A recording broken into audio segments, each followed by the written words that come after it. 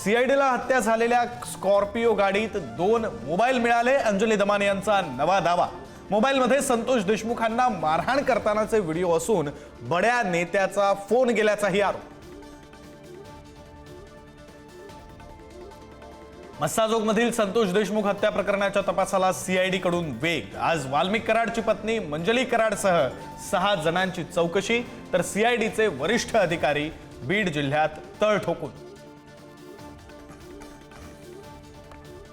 सुरेश धस यांनी केलेल्या प्राजक्ता माळीवरील वक्तव्यावरून राजकारण तापलं। प्राजक्ता माळी आज मुख्यमंत्र्यांची भेट घेऊन तक्रार करण्याची शक्यता, तर महायुतीच्या नेत्यांनीही सुरेश धस यांचे टोचले कान।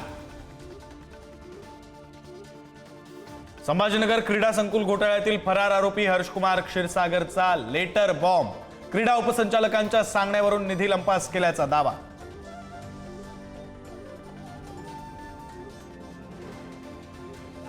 फडणवीस सरकारमधील 1.5 डझन मंत्र्यांना पदभार स्वीकारण्यासाठी नव्या वर्षाचा मुहूर्त। खाते वाटपाला आठवडा उलटूनही 17 मंत्र्यांनी अजून पदभारच स्वीकारलेला नाही।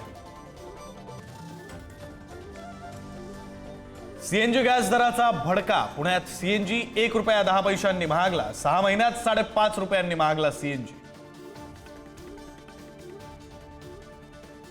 नवी मुंबई आंतरराष्ट्रीय विमानतळावर पहिल्या प्रवासी विमानाचं यशस्वी लँडिंग। विमानतळ पूर्णपणे कार्यान्वित होण्याच्या प्रवासातील महत्त्वाचा टप्पा पूर्ण।